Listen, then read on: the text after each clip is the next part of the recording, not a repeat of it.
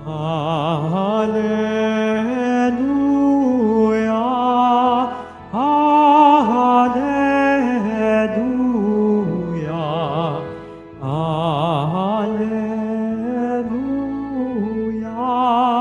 Alleluia.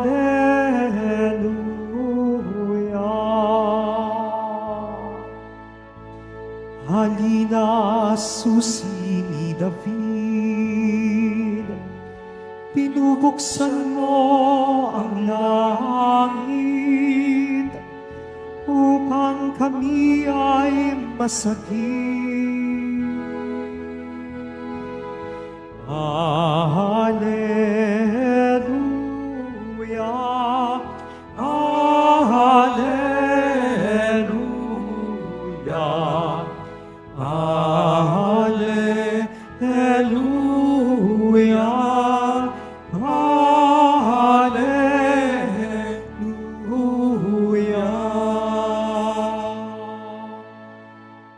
Sumainyo ang Panginoon. At sumayo rin. Ang mabuting balita ng Panginoon ayon kay San Lucas. Papuri sa iyo, Panginoon. Nang ika-6 na buwan na ng pagdadalang tao ni Elizabeth, ang Anghel Gabriel ay sinugo ng Diyos sa Nazareth, Galilea, sa isang dalaga na ang pangalay Maria. Siya'y nakatakdang ikasal kay Jose, isang lalaki buhat sa lipi ni Haring David. Paglapit ng anghel sa kinaroroonan ng dalaga, binatin niya ito, "Matuwa ka, ikaw ay kalugod-lugod sa Diyos." Wika niya, "Sumasa iyo ang Panginoon." Naguluminahan si Maria sa ganoong pangungusap at inisip niyang mabuti kung ano ang kahulugan niyon. Kaya't sinabi sa kanya ng anghel, "Huwag kang matakot, Maria, sapagkat kinalulugdan ka ng Diyos. Makinig ka, ikaw ay maglilihi at manganganak ng isang lalaki, at siya'y tatawagin mong Jesus. Magiging dakila siya at tatawaging anak ng kataas-taasan. Ibibigay sa kanya ng Panginoon ang trono ng kaniyang amang si David. Maghahari siya sa angkan ni Jacob magpakailanman, at ang kaniyang paghahari ay walang hanggan." "Paanong mangyayari ito, gayong ako'y dalaga?" tanong ni Maria. Sumagot ang anghel, "Bababa sa iyo ang Espiritu Santo at lililiman ka ng kapangyarihan ng kataas-taasan. Kaya't banal ang ipapanganak mo at tatawaging anak ng Diyos. Natatandaan mo ang iyong kamag-anak na si Elizabeth. Alam ng lahat na siya ay baog, ngunit naglihi siya sa kabila ng kaniyang katandaan. At ngayoy ika-6 na buwan na ng kaniyang pagdadalang tao, sapagkat walang hindi mapangyayari ang Diyos." Sumagot si Maria, "Ako'y alipin ng Panginoon, magalak sa akin ang iyong sinabi."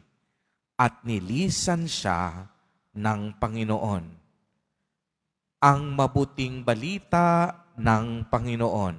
Pinupuri ka namin, Panginoong Hesukristo. Magsiupo po ang lahat.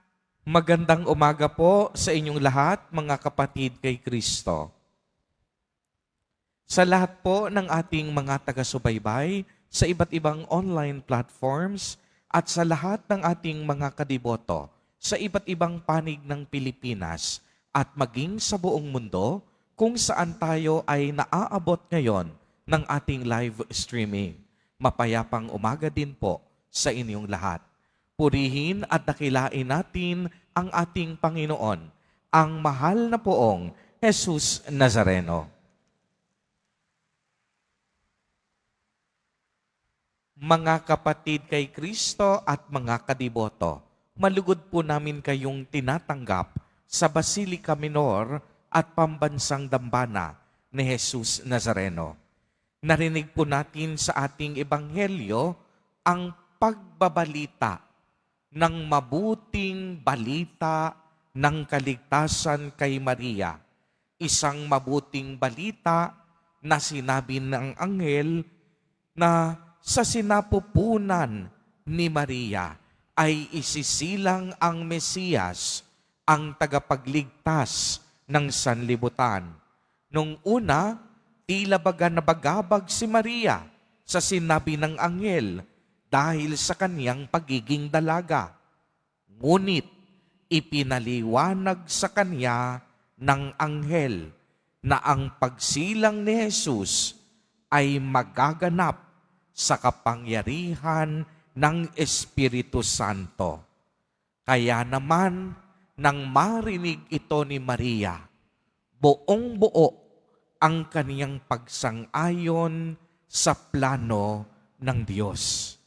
At dahil na rin sa kaniyang pagsang-ayon o pagpayag, nakilala natin siya bilang babaeng napupuno ng grasya.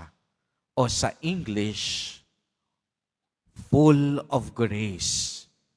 Ipinahayag dito rin ni Maria ang kaniyang fiat o pagsang-ayon na maganap ang kalooban ng Diyos.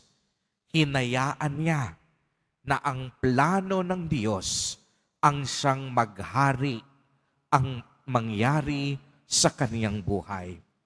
Alam po ninyo mga kapatid, napakalaking pribilehiyo po ang mapili at mahirang bilang ina ng Diyos. Bakit kamo? Sapagkat ang daladala ni Maria sa kaniyang sinapupunan ay hindi basta-basta. Hindi ordinaryong tao. Kung hindi, sa kaniyang sinapupunan ay anak ng Diyos. Anak ng kataas-taasan, anak ng kabanal-banalan. Kaya nga, si Maria bukod tanging pinagpala sa babaeng lahat, sapagkat si Maria may pusong marunong makinig, pusong nagtitiwala sa plano at kalooban ng Diyos.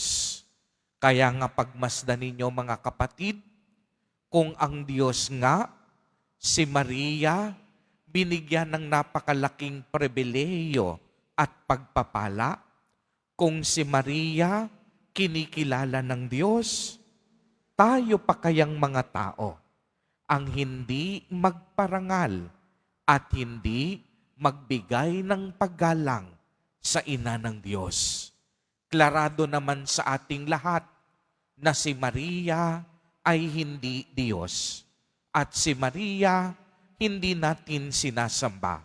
Ngunit si Maria, malaki ang puwang sa ating mga puso sapagkat nakipagtulungan siya sa plano ng Diyos upang tayong lahat magkaroon ng kaligtasan. Kaya, ganito na lamang ang ating pagpapahalaga at pagpaparangal kay Maria. Hindi bilang Diyos, kung hindi bilang inspirasyon natin, bilang ina ni Jesus na Diyos, taong totoo at totoong Diyos.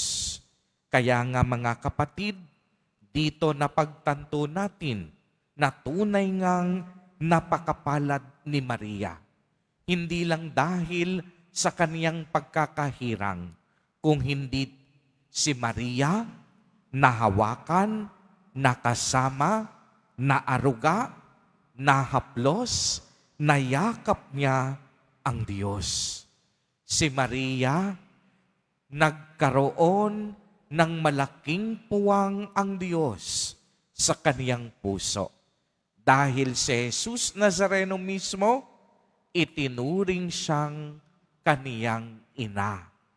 Kung si Jesus itinuring si Maria na ina, tayo din sa pamamagitan ng ating binyag, tayo na inampo ng Diyos, tayo rin kinikilala natin si Maria bilang ating mga ina.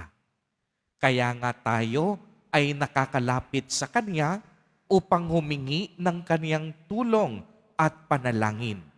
Dahil sigurado tayo na si Maria ay nasa langit kasama ng Kaniyang anak na si Jesus Nazareno.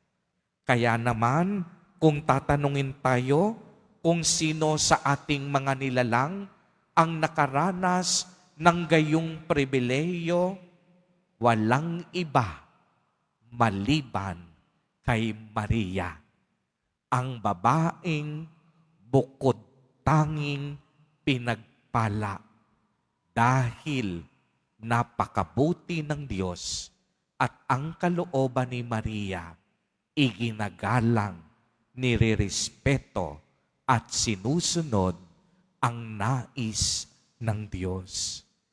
Tayo rin mga kapatid at mga kadiboto, meron po tayong mga sari-sariling plano at pangarap sa buhay.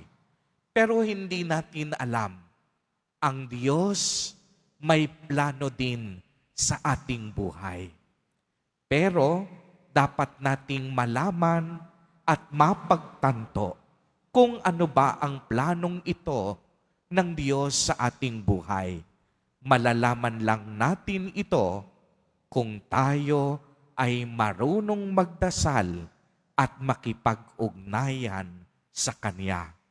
Kung tayo ay marunong magpasalamat sa pamamagitan ng sakramento ng Eucharistia, sa pamamagitan ng paggawa ng mabuti at paggawa ng mga gawaing banal, dito magiging malinaw kung ano nga ba ang plano ng Diyos sa ating buhay. At kung sakaling napagtanto natin kung ano ba ang plano ng Diyos sa ating buhay, magbigay daan tayo para sa Kaniyang kagustuhan, hindi para sa ating mga sariling kagustuhan.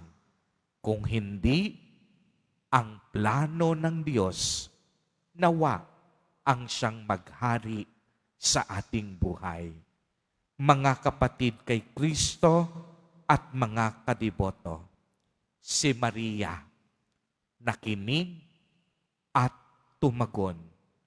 Si Maria, ina ni Jesus Nazareno. Si Maria, natagpuan niya ang plano ng Diyos. Kaya mga kapatid kay Kristo, ang hamon sa atin, pakinggan natin ang Diyos sa ating buhay at tumugon tayo sa lahat ng Kanyang kalooban. Amen. Purihin at dakilain natin ang ating Panginoon, ang mahal na poong Jesus Nazareno.